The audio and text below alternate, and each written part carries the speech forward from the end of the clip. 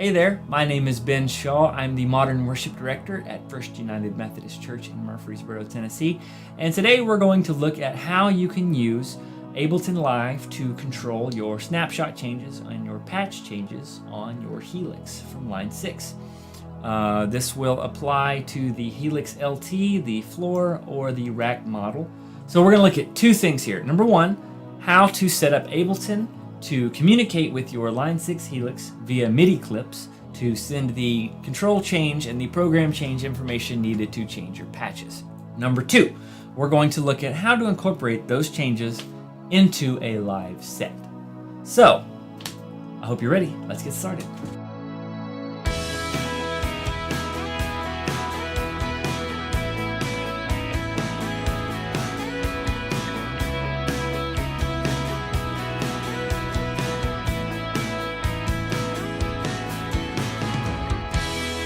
Okay, so we've opened up Ableton Live. We are ready to get started to create our MIDI clips that are going to communicate with our line 6. We're going to do this in the arrangement view versus the session view. And the nice thing is you don't need to save this project because we're just going to use it to create the MIDI clips, and then we're going to simply delete the project afterward, because once we've created the MIDI clips, all we need to do is pull up the folder that we saved them to, and then we can drop them into any session or set that we're working on. And we've kind of done the legwork because there's only 8 snapshot changes that you can choose from. So there's only 8 that you need to set up there. And we're going to set up just a blank program change MIDI clip that's very easy to change that information on the fly. So let's get started with our program change. Now, the first thing we need to do is create a blank MIDI clip. You can do that in Ableton by highlighting a section on your timeline in a MIDI track. Make sure it has to be a MIDI track. It's not going to work if it's an audio track. You can do that by either right-clicking and choosing Insert MIDI Clip. You can also select Create, Insert MIDI Clip, or I recommend learning the shortcuts in every software that you use. And the shortcut to create a MIDI clip in Ableton is Shift-Command-M. Okay, so we've created our MIDI clip, and now we need to rename it. You can do that by hitting Command-R, or right-clicking and selecting Rename, or going to your Edit menu and selecting Rename as well. But again, shortcuts, shortcuts, shortcuts. They're lifesavers and time savers. So we're going to call this Patch Change. And the reason we're just naming it a generic patch change is because we'll be able to change the information very easily to make it communicate with our Helix. Now that we've created our blank MIDI clip with our name of patch change, we need to put some information in there so that whenever this MIDI clip gets played in the timeline, it sends the information to the Helix. So let's look at our Helix and we can get that information. Your left encoder, that is your toggle for your patches, you can also hit it and it pulls up your factory lists for your different set lists, as well as any user set lists that you've created, and it tells you your folder number. So you've got folder 1, folder 2. User 1 is in folder 3, and that is where I house my set list. So there's a little encoder right here. Your second encoder actually has the information that you need right here. It has CC32 information, your program change, which is PC, and then it has 002, and then it has your control change 69. The control change 69 information is what controls your snapshots, and we'll look at that in just a minute. The information we need right now is a program change. So, as you can see, we're on patch 3 right now. So we're going to go up to patch 1, and you can see that the program change information right now reads 000. Well, what we need to do is come over here to Ableton, and we're going to look at our when you double click on this MIDI clip, it pulls up this window down here, and there's a program change information right here. And so we need to put in the information to communicate with the Helix. Now, with the Helix, the bank remains 0. That information, you don't need anything there. If by chance you have a number in there, you can simply click on the box and then hit 0 and enter, and that will zero that out. So we do need to put the sub information. Now what the sub is it is actually your folder number. So we want to select sub 3 because that's where my set list is housed. If your set list is housed in 4 or 5, then you would change that. And that just simply tells the Helix which folder to pull the information from. So next we need to put in the program information. Now, as we saw, that is 000 for our first patch. Now the funny thing is that you can't actually send out 0 valued information from Ableton Live. It won't let it go. You can, but it has to start with something. So for your program changes, 1 is actually 0 on the Helix.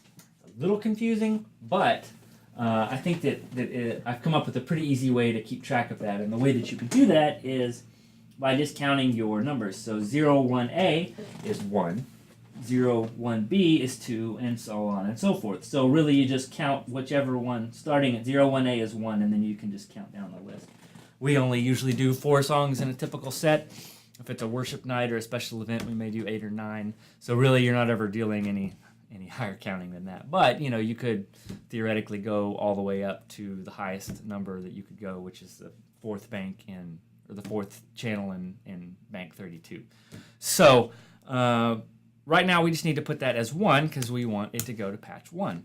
And it's as easy as that. So let's play that and watch it change our patch. So we're gonna change that patch to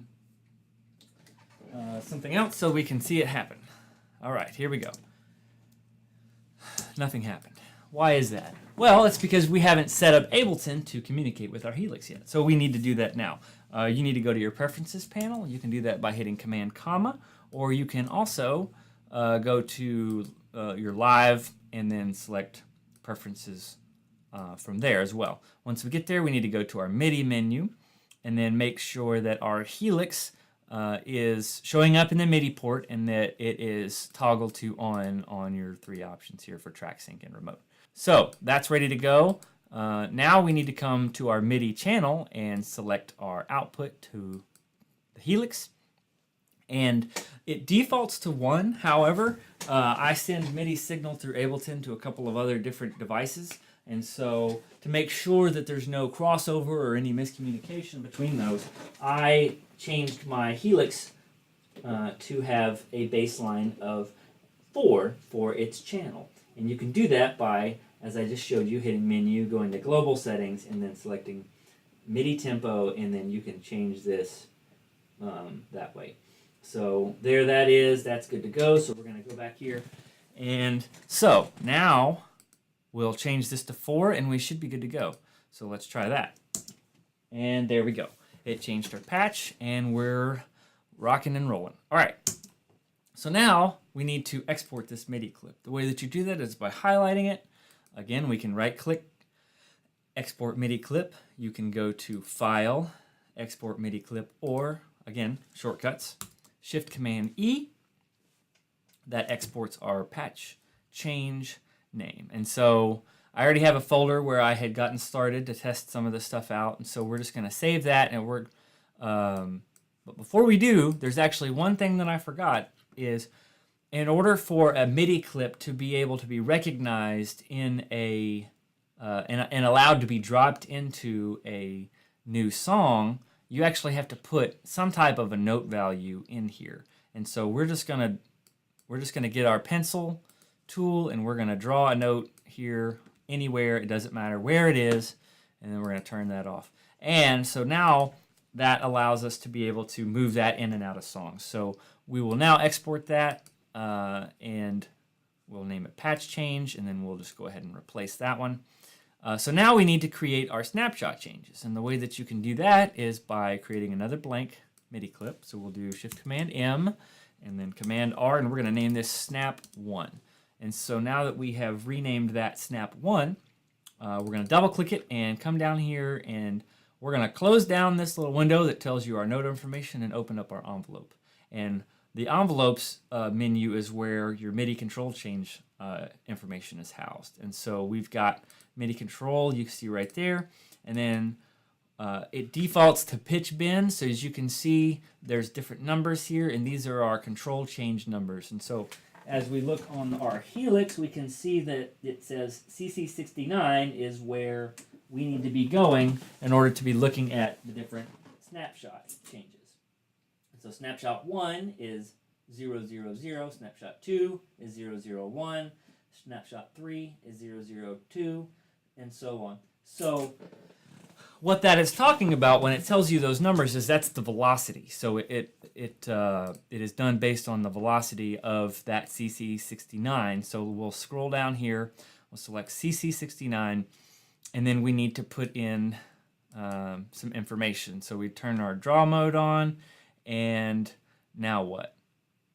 It won't let us put in a 0 value like we talked about. If you start out with a 0 value, it's not going to send anything. So the way that I have figured out to work around this is to change our subdivisions down here and then zoom in. I'm zooming in by hitting the plus key on a full-size keyboard, or shift plus if you have a smaller like Bluetooth keyboard. And then you can zoom out by hitting the minus key, and you don't have to hit shift for minus because it's the same in either place. So now we're just going to draw a little bit of automation into velocity 1, and then we're going to turn off our draw mode, and that is either by the key command B, or you can come up and click your pencil. So now, as you can see, it ends on 0. So we want to make sure that that ends on 0, and it does. It starts on 1 here, and it ends on 0. And so now that's good to go. So we can come here, and we should, right now, we're going to change the snapshot to a different snapshot just to be able to see if it changes. And so right now it's on 4. This should change it to 1, and there it goes. So that's very handy. So that's ready to go. Now the rest of them are significantly easier to set up. So first thing we're going to do is export this MIDI clip. We're going to save it as, I like to name it Snapshot 1 instead of Snap 1. And the reason why is because it just makes it a little bit easier if you have to search for it. If you lose your folder, you can't remember what you named the folder.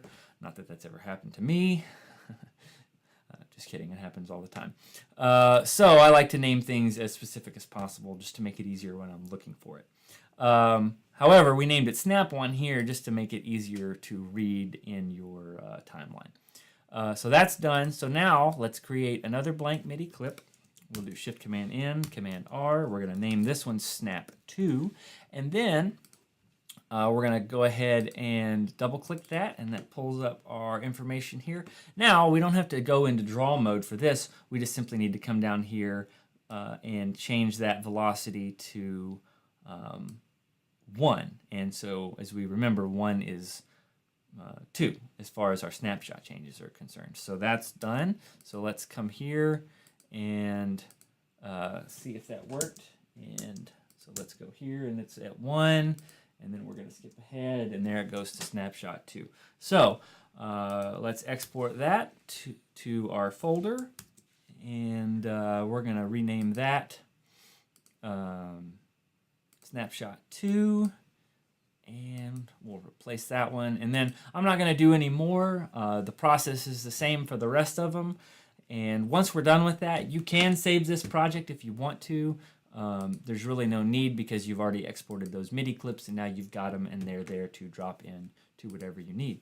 Okay, so here we are now. We have a song open, and we're going to look and see how we can incorporate those snapshots that we've just set up into a actual song. The way that I organize my songs is all the same. I have a markers track, I have a tempo track, I have a click track, guide track, MP3, which is just a reference track of the actual song, and then I have the video, the playlist selector, and the slide selector for Pro Presenter, which we automate our slides for worship, and then I have my patch and my snap changes. The reason that I put my initial in front of it is simply because at some point we may incorporate other Helix devices and want to be able to control those, and instead of having to go back and rename all of my songs every time I put it in, it's just all already changed and ready to go. So as you can see, I've already set this song up with some snapshot changes, but just for the sake of looking at it, we're gonna see how you might be able to add in more or overwrite some if you need to change them. So, really quick before we do that, I just want to look at one thing, and that is you can see that I don't have these lined up exactly the same, and I have them on different channels, even though they're both going to the same place. They're both outputting the Helix on channel 4. And the reason why is because I've ran into some situations where if I send signals to the same device at the same exact time, it sometimes gets a little wonky. And so the point of this is to just make it as fluid as possible and make sure there's just no signal interference or any weird things that happen. You guys know, if you work with technology a lot, that the signal flow is everything. And so I just try to keep things as clean as possible. So that's why I do that. And it also makes it easier if for some reason you need to change patches in the middle of the song, or whatever. You've got them separate and you don't have to worry about them overlapping each other. All right, so we're going to drop in that patch change, and we're going to come down here, and this song is the 4th song in our set this week, so I'm going to change that to 3, and I'm going to change that to 4. And the reason we did sub 3 is because that's my folder that it's in is in 3, and then we want it to go to patch 4. All right, now normally I won't set this up in a song. I will do that whenever we're doing our whole worship set. Because the patch numbers may change, and you don't want it to be the same every time. It's more than likely if you move your patches around. I like to keep the patches that I'm using that week in the first bank, but you can do it however you want. That's really up to you as far as how you like to keep your stuff organized. Now that we've got that done and that's ready to go, our snapshot changes are already in here. But let's just go ahead and show you how you might add it, and we'll delete that one, and so we want to start off the song on snapshot 5. Okay, so we have our patch change in there and our snapshot change that we need, and let's see if that worked. And all right, so we've got our song, we've got sound here. Now I've got it set up on the patch for the song that comes before this in the worship set, just so we can watch how it changes. So we'll hit play. Intro. And we can see that it changed our patch. 1, 2, and got us ready 3, to go. 4.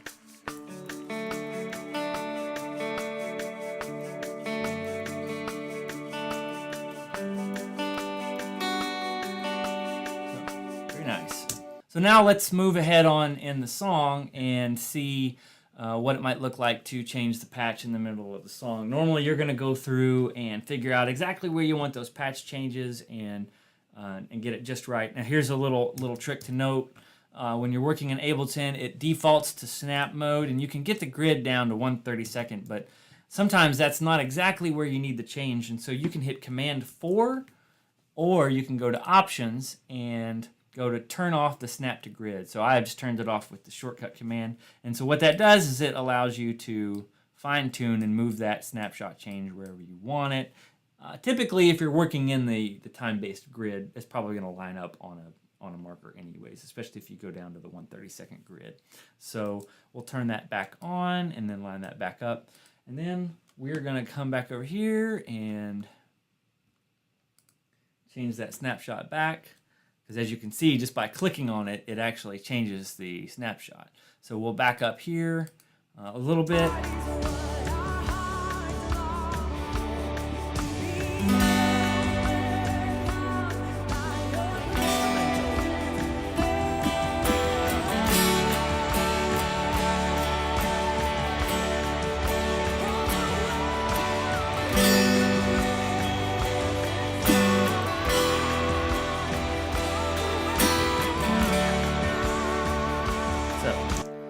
There we go. We can see that worked, and that changed our snapshot. And then there's a couple of more changes. So like going into the bridge.